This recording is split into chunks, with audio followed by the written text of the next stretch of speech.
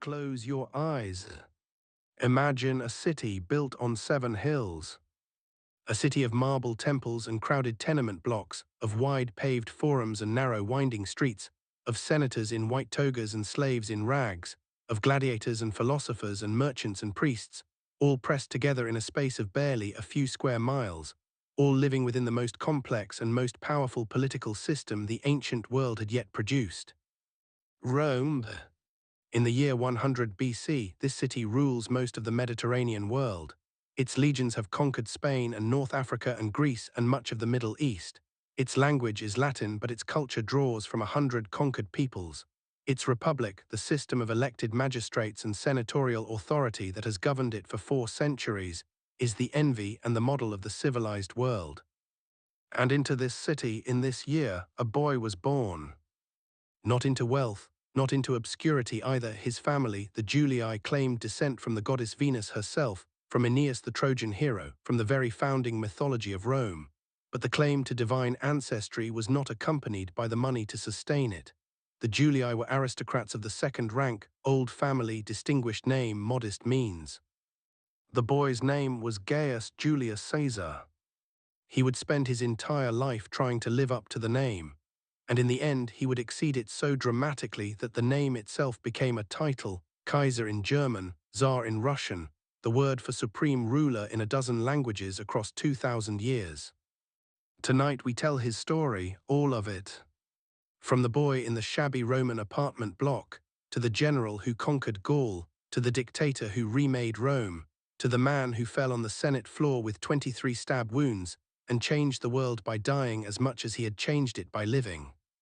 So settle in, let the torches burn, let ancient Rome rise around you in the dark, and let history carry you gently to sleep. Part 1. The world he was born into. Rome in 100 BC was a republic in serious trouble. The system that had served the city for 4 centuries was buckling under pressures it had never been designed to handle. Rome had conquered an enormous empire, but the wealth of that empire was not flowing to ordinary Romans. It was flowing to the senatorial aristocracy, the great families who owned vast agricultural estates worked by slaves captured in the wars of conquest. The small farmers who had once formed the backbone of Roman society and the backbone of the Roman army had been squeezed off their land by competition from slave-worked estates. They had drifted into the cities, particularly Rome, where they lived in poverty as the urban poor, dependent on grain distributions and public entertainment to survive. The result was a society of extreme inequality, a small senatorial elite of extraordinary wealth, a tiny equestrian business class, and a vast urban poor with nothing to lose and everything to resent. Into this volatile mixture had come a series of political crises that had turned increasingly violent. The Gracchi brothers, reforming tribunes who had tried to redistribute land to the poor, had been murdered by senatorial mobs in the previous generation. Political violence, which had once been almost unthinkable in Rome, was becoming normalized. And the army had changed. The general Marius, Caesar's uncle by marriage, one of the most important figures of the late Republic, had reformed the Roman military, allowing landless poor to serve as soldiers. This created professional armies that were loyal not to the Roman state but to the generals who recruited them, paid them, and promised them land grants when their service ended. The loyalty of the army had become personal rather than institutional, which meant that ambitious generals now had an instrument of personal power that their predecessors had never possessed. Caesar would understand this better than anyone. But first he had to survive his childhood. Part 2. The dangerous boyhood. Caesar was born on the 12th or 13th of July, 100 BC. The month of July is named after him, one of the many ways his name is still embedded in the fabric of our world. His father, also named Gaius Julius Caesar, was a praetor, a senior Roman magistrate, who died suddenly when Caesar was about 15 or 16 years old. His mother, Aurelia Cotta, was by all accounts a remarkable woman, educated, intelligent, practical, who took primary responsibility for her son's education after her husband's death. Caesar grew up in the Suburra, one of the most crowded and lively districts of Rome, not the aristocratic neighbourhoods on the Palatine Hill where the great senatorial families lived, but the busy, noisy, mixed neighbourhood of the urban middle and lower classes. This background mattered. Caesar grew up among ordinary Romans in a way that many of his aristocratic contemporaries did not. He understood them, he liked them, and they liked him in return with a warmth that the Roman aristocracy often found baffling and threatening. His early teenage years were relatively quiet education, the standard aristocratic curriculum of rhetoric, philosophy, and Greek literature. He was clearly exceptionally gifted from an early age, quick-witted, with a remarkable memory, capable of the kind of total concentration that allows gifted people to absorb enormous amounts of information in short periods. And then, at 17, the political world crashed into his life. Lucius Cornelius Sulla, the Roman general who had marched his army on Rome itself in 88 BC, the first man in Roman history to do so, had returned from the East and was now dictator of Rome. He was conducting proscriptions, lists of political enemies condemned to death, their property confiscated, their killers rewarded. Caesar was on the list. Not because he had done anything particularly threatening. He was 17 years old, but he was connected to the wrong people. His aunt Julia had been the wife of Marius, Sulla's great enemy, and Caesar himself had recently married Cornelia, the daughter of one of Sulla's opponents. Sulla wanted him to divorce Cornelia. Caesar refused. It was the first time Caesar chose personal loyalty and personal conviction over political safety. It would not be the last. He fled Rome. He hid in the hill country of central Italy, moving from place to place, evading the search parties. He was eventually captured and reportedly bribed his way to freedom with the money he had on him. Eventually, family connections and the intercession of powerful friends secured a pardon from Sulla. Sulla is said to have remarked, granting the pardon, that Caesar had better be watched, that in this young man there were many Mariuses. He was right, but Sulla died before he could do anything about it. Part 3: The Pirate and the Poet. With Sulla dead and the immediate danger past, Caesar left Rome for the East, partly to continue his education, partly to get out of the way while the political situation settled. On the journey across the Aegean Sea, his ship was captured by pirates. Cilician pirates were the organized crime of the ancient Mediterranean, professional seamen turned professional criminals, operating out of the rocky coastline of what is now southern Turkey, preying on merchant and passenger ships throughout the sea. They captured Caesar's ship, they took him prisoner, they sent a ransom demand to his family and companions. The ransom they demanded was 20 talents of silver, a significant sum enough to ransom a man of consequence. Caesar, by all accounts, was insulted. He told them they were undervaluing him. He would send for 50 talents. He waited for the ransom to be raised. It took about 5 weeks, in a state of extraordinary cheerful audacity that the ancient sources describe with obvious enjoyment. He joined in the pirates' exercises and games. He recited poetry to them and was contemptuous when they didn't appreciate it, telling them they were illiterates who didn't know good poetry when they heard it. He slept when he wanted to. He gave orders with the air of a man who was their commander rather than their prisoner. And he told them, repeatedly and cheerfully, that when he was freed, he was going to come back and crucify every one of them. They laughed. They thought he was joking. He wasn't. The ransom arrived. He was released. Within weeks he had assembled a small fleet, returned to the pirates' base, captured them, recovered the ransom money, and crucified them. He had them strangled first, as a mercy. He had developed something like an affection for them over 5 weeks of captivity, and he was not fundamentally a cruel man. But he had said he would crucify them, and Julius Caesar did what he said he would do. Part 4: The Climb. Caesar returned to Rome in 78 BC after Sulla's death and began his political career in earnest. The Roman political career had a fixed ladder, a series of magistracies that had to be climbed in order, at minimum ages, before one could reach the highest offices. The quaestorship, the aedileship, the praetorship, and finally the consulship, the 2 annually elected chief magistrates who actually governed Rome. Caesar climbed this ladder with tremendous energy and tremendous debt. He spent money he didn't have on a scale that was extraordinary even by the standards of Roman politics, where lavish public spending on games and building projects was expected of ambitious men. He gave the people of Rome spectacular gladiatorial games. He built and repaired public buildings. He distributed food and money. He borrowed from everyone he could find to do it. By the time he was elected consul in 59 BC, Caesar owed so much money that his creditors would not let him leave Rome to take up a provincial command, the normal way for Roman politicians to recoup their expenses without guarantees from wealthy friends. His most important patron during this period was Marcus Crassus, the richest man in Rome, who had made his fortune in real estate and who understood that backing talented politicians was the best investment available. Caesar also made himself useful to Gnaeus Pompey, the greatest general of the age, who had conquered the eastern Mediterranean and added enormous territories to Rome's empire, but who was struggling politically in Rome because the Senate resented his power.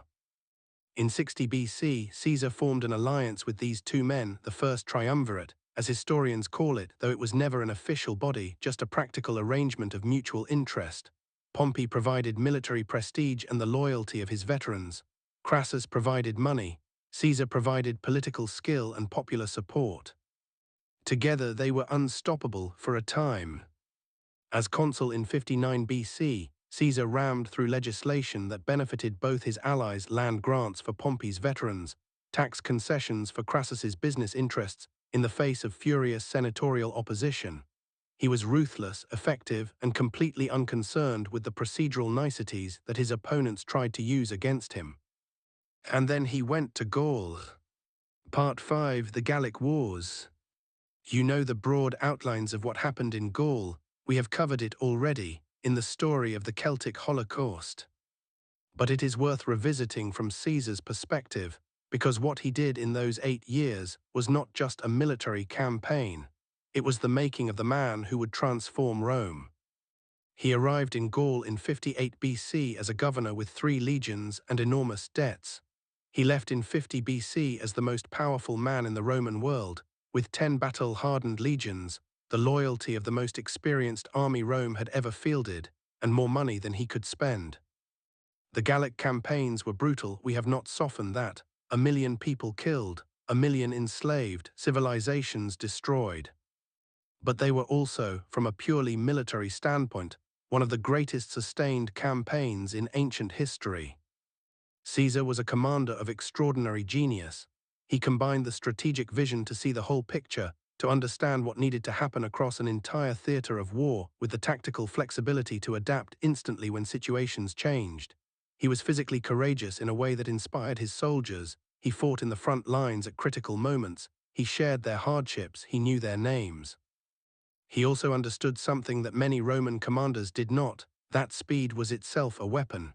He moved his army faster than his enemies believed possible. He appeared where he was not expected. He resolved crises before they became catastrophes by simply arriving sooner than anyone thought he could. He wrote his account of the campaigns, the Commentarii de Bello Gallico, in the third person, with a lucidity and a modesty of style that was itself a propaganda masterpiece. He wanted Romans to read it as objective history. It was anything but. By 50 BC, he had conquered an area larger than modern France. He had crossed the Rhine into Germany twice, just to make the point that he could. He had invaded Britain twice, becoming the first Roman to set foot on the island. And in Rome, the political situation was deteriorating in ways that would force the crisis he had always known was coming. Part 6: The Rubicon. The alliance that had made Caesar's career had collapsed. Crassus had died at the Battle of Carrhae in 53 BC, a catastrophic Roman defeat against the Parthian Empire in which he and most of his army were destroyed. He died, according to legend, when the Parthians poured molten gold into his mouth, a reference to his famous love of wealth. Pompey, his other great ally, had drifted into the orbit of the senatorial establishment that opposed Caesar. He had married the daughter of one of Caesar's most implacable enemies. He was now the Senate's champion against Caesar's growing power. Caesar's enemies in Rome were moving against him. They were planning to prosecute him the moment his military command ended and he became a private citizen again. They were demanding that he disband his army before he could stand for consul, which would leave him unprotected, a private citizen, vulnerable to the prosecutions they had prepared. Caesar tried to negotiate. He proposed various compromises. He would disband his army if Pompey did the same. He would surrender some provinces if allowed to keep others. He would accept whatever the Senate decided if his legal immunity could be guaranteed. The Senate refused every compromise. The hardliners, men who hated Caesar personally, who feared what he represented, who were determined to bring him down, would accept nothing less than his complete submission.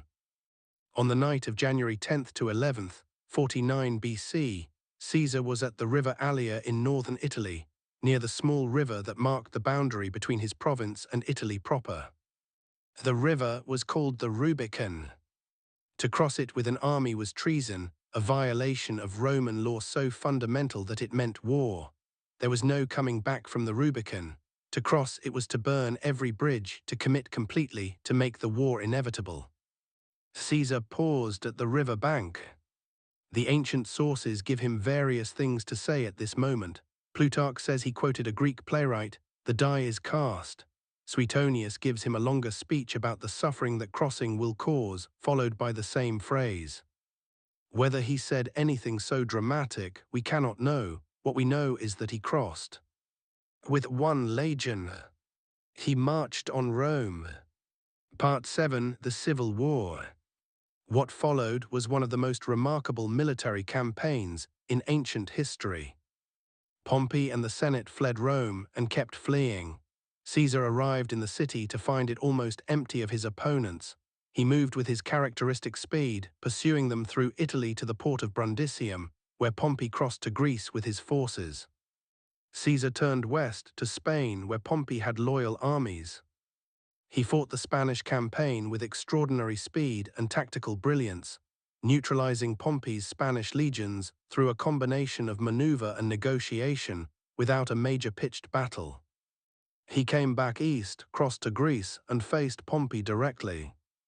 The campaign in Greece was difficult. Caesar was operating far from his supply base. At one point at the siege lines of Dyrrhachium, Pompey broke through Caesar's fortifications and inflicted a serious tactical defeat.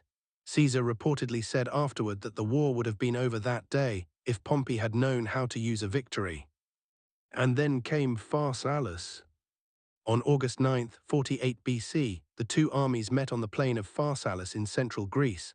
Pompey had the larger force, perhaps 45,000 infantry and 7,000 cavalry against Caesar's 22,000 infantry and 1,000 cavalry.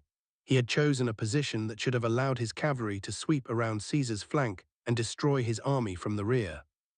Caesar had anticipated this. He formed a fourth line of cohorts at an angle behind his right flank, hidden from view, specifically to counter the cavalry attack. When Pompey's cavalry charged, they drove Caesar's cavalry back, and then ran directly into the hidden cohorts. The Pompeian cavalry, composed of aristocratic volunteers who had never been trained to face infantry, broke and fled. Caesar's hidden line then wheeled and attacked the Pompeian flank. Caesar's main line advanced simultaneously. The Pompeian army collapsed. It was one of the most decisive victories in Roman military history. Pompey fled. He sailed to Egypt, where he was murdered on the orders of Ptolemy XIII's advisors, who hoped to curry favor with Caesar. Caesar pursued him to Egypt, found the country in civil war between Ptolemy XIII and his sister Cleopatra. You know what happened next. Part 8, The Dictator. Caesar returned to Rome in triumph. He celebrated 4 triumphs, over Gaul, over Egypt, over Pontus, over Africa, in spectacles of extraordinary magnificence. He distributed enormous sums of money to his soldiers and to the Roman people. He gave spectacular games. He fed the crowds. And then he got to work. As dictator, an office with emergency powers that the Roman constitution permitted in times of crisis, but normally held for no more than 6 months, Caesar reformed Roman society with a speed and a thoroughness that was breathtaking. He reformed the calendar. The Roman calendar had become so misaligned with the solar year that the official months no longer corresponded to the seasons they were supposed to represent. Caesar, working with the Alexandrian astronomer Sosigenes, introduced the Julian calendar, a solar calendar of 365 days with a leap year every 4 years. With modifications, this is still the calendar we use today. He reformed the Senate, expanding it from 600 to 900 members, adding provincials, soldiers, and businessmen who had previously been excluded, diluting the power of the old senatorial aristocracy. He passed debt relief legislation. He established colonies for his veterans, giving land to the men who had fought for him across a decade of campaigns. He began public works programs that put the urban poor to work. He planned a campaign against Parthia, the Eastern Empire that had destroyed Crassus and that represented the only military power capable of threatening Rome. He was preparing to lead it himself. He was also, his enemies whispered, planning to make himself king. The word king, rex in Latin, was the most toxic word in Roman political vocabulary. Rome had expelled its kings 5 centuries earlier. The Republic had been founded on the rejection of monarchy. To call a Roman a king was the gravest possible insult. Whether Caesar actually intended to make himself king, we do not know.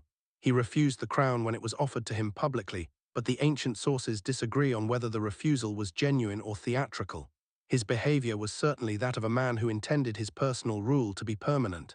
He accepted the title of dictator in perpetuity, which was unprecedented, and which amounted to the same thing as monarchy in everything but name. His enemies decided they could not wait any longer. Part 9. The Conspiracy. The men who conspired to kill Julius Caesar were not, for the most part, his personal enemies.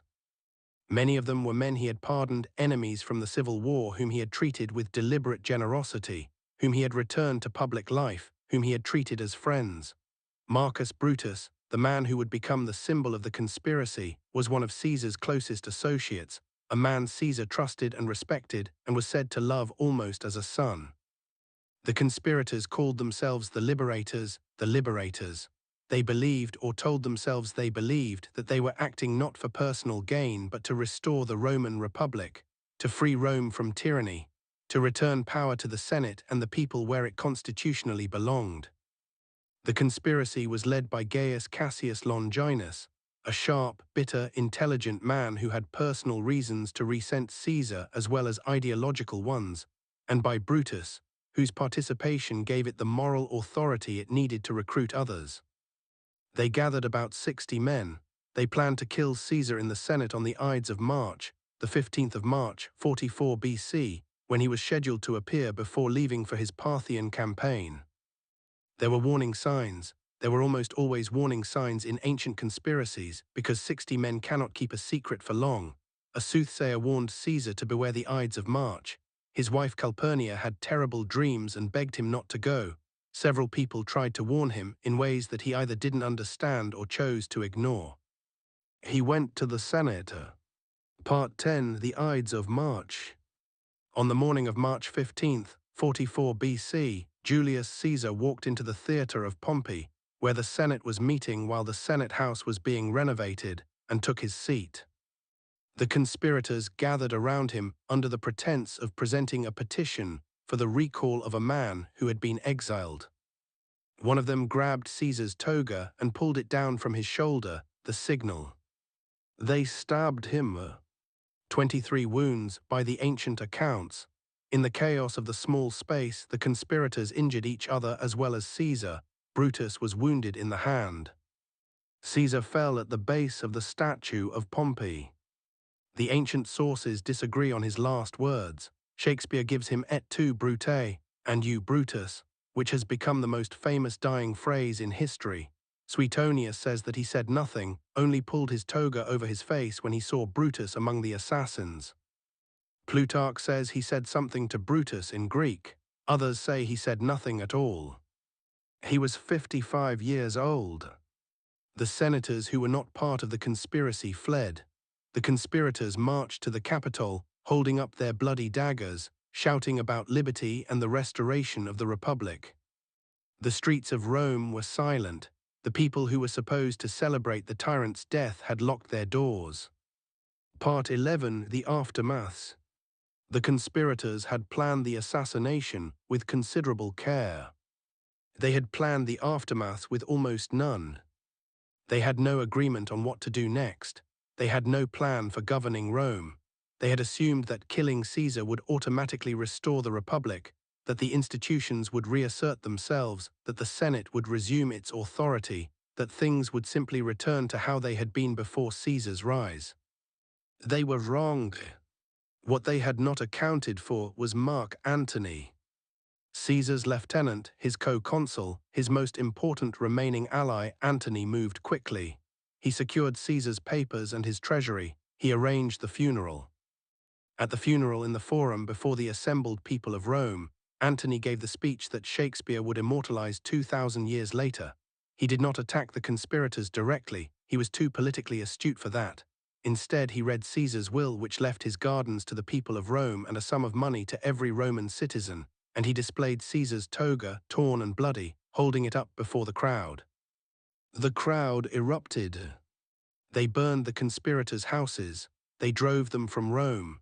They built a pyre for Caesar in the Forum and burned his body there, tearing apart anything they could find to feed the flames. Brutus and Cassius fled to the east, where they raised armies from the provinces they controlled. And Octavian arrived from the provinces. He was 18 years old, Caesar's great-nephew, named in his will as his adopted son and heir.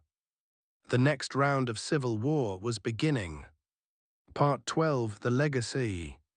Julius Caesar was dead, and everything he had done in life continued to shape the world after his death.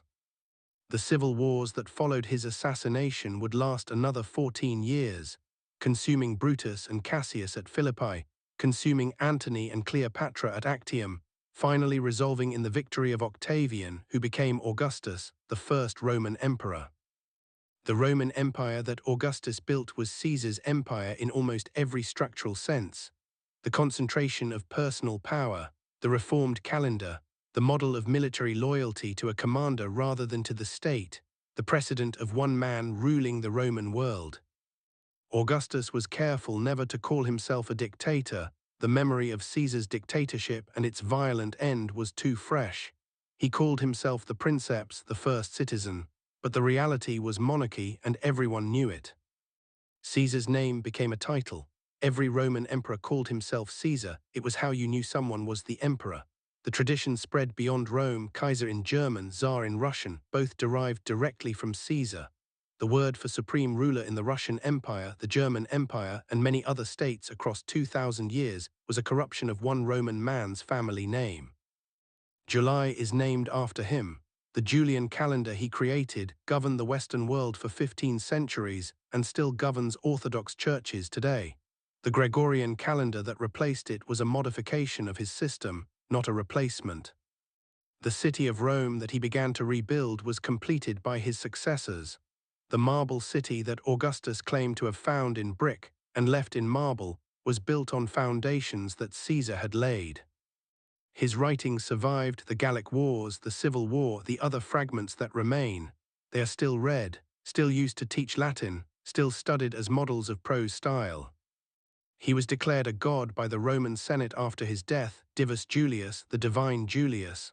A temple was built for him in the Forum. It still exists in ruined form. People still leave flowers there. Part 13: The Man. But who was he underneath the legend? The ancient sources give us fragments, enough to construct imperfectly a human being. He was genuinely kind to individuals, even his enemies. His policy of clemency toward defeated opponents was not merely political calculation. It reflected something real about his character. He did not enjoy cruelty for its own sake. He was witty. The ancient sources preserve many of his remarks, and they are genuinely funny, sharp, self-aware, occasionally self-deprecating in a way that was unusual in a man of such ambition. He was physically vain. He was sensitive about his baldness, the sources say, and wore his laurel wreath partly to conceal it. He combed his hair carefully to cover the thinning. These small humanizing details are among the most endearing things the ancient sources give us. He suffered from epilepsy, the falling sickness, the Romans called it, which he managed to conceal for much of his career but which became harder to hide as he aged. He loved Cleopatra, in whatever sense a man of his caliber and his preoccupations was capable of love. The relationship was real, whatever else it was. He worked constantly. He was famous for his ability to dictate multiple letters simultaneously while doing other things, a kind of multitasking that his secretaries found exhausting and his biographers found remarkable. He read everything. He wrote constantly, not just the military commentaries that survive but poetry, a grammatical treatise, a work on astronomy, speeches, letters. Most of it is lost. He was ambitious beyond what most people can imagine, not for wealth, which he spent rather than hoarded, but for glory, for the kind of permanent fame that would survive his death and echo across the centuries. He got it. Whatever you think of Julius Caesar, and there is much to think about, much that is troubling, much that is admirable, much that falls in the complicated space between the man achieved what he set out to achieve. He is not forgotten. 2,000 years later, his name is still spoken, still known, still argued about. He would have been pleased. Part 14, What it means. The life of Julius Caesar raises questions that do not have easy answers. Was he a tyrant or a reformer, both simultaneously in ways that cannot be separated? Did he destroy the Roman Republic or merely accelerate a collapse that was already inevitable? The Republic had been dying for a century before Caesar was born. The violence, the inequality, the impossibility of governing a world empire through institutions designed for a city-state. Caesar did not kill the Republic. He was the one who cleared away the wreckage after it was already dead. Was he a great man, by the narrow measure of historical impact, the number of things he changed, the duration of his influence, the reach of his name? He is one of the greatest figures in human history. Was he a good man? That is harder. The million Gauls dead, the civil war and its casualties, the destruction of the Republic, however moribund, the personal ruthlessness beneath the charm. He was, like all the most consequential figures in history, too large to fit neatly into the categories of good and bad. He was a force that moved through the Roman world with the speed and the devastation of one of his own military campaigns, reshaping everything it touched. Dan Carlin, whose work has inspired several of the stories in this series, has said something that seems right about Caesar, that he was the kind of person who only appears once in a very long time, that the specific combination of talents he possessed, the military genius, the political skill, the personal charisma, the literary ability, the sheer relentless energy, is so rare that history does not repeat it. There has been no one quite like Julius Caesar. There has been no one quite like Julius Caesar before or since. And the world he left behind, the calendar we use, the empires that took his name, the language that descended from his soldiers, Latin, the very concept of what a ruler could be is still, in ways we barely notice, the world he made. Closing the Forum AT night. And so the story of Julius Caesar comes to rest. 55 years. From the boy in the subura who refused to divorce his wife even when a dictator told him to the man lying at the foot of Pompey's statue with 23 wounds, his toga pulled over his face. The pirates he crucified, the Rubicon he crossed in the dark, the carpet that unrolled in his tent in Alexandria, the funeral pyre in the Forum while the crowd tore apart whatever they could find to feed the flames. He was brilliant and ruthless and charming and ruthless and funny and ruthless. The ruthlessness was always there underneath everything else, the engine of it all, the absolute willingness to do whatever was necessary, to go as far as needed, to not stop where other men stopped. That quality made him great. It also made him dangerous. And it made him, in the end, the kind of man that 60 of his closest associates decided the world could not afford to let live. They were wrong in the narrow sense. His death did not restore the Republic, it only changed who would end it.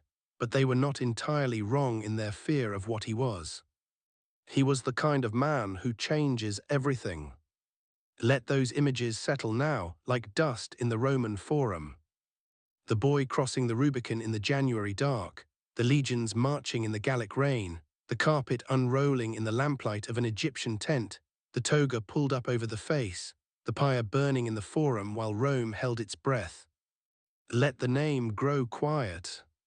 Julius Caesar. There is nothing left to conquer tonight. No rivers to cross, no armies to lead, no republics to end or empires to begin. Only the ancient city and the fire burning low and the long quiet dark. And sleep, soft, deep, dreamless sleep. Good night.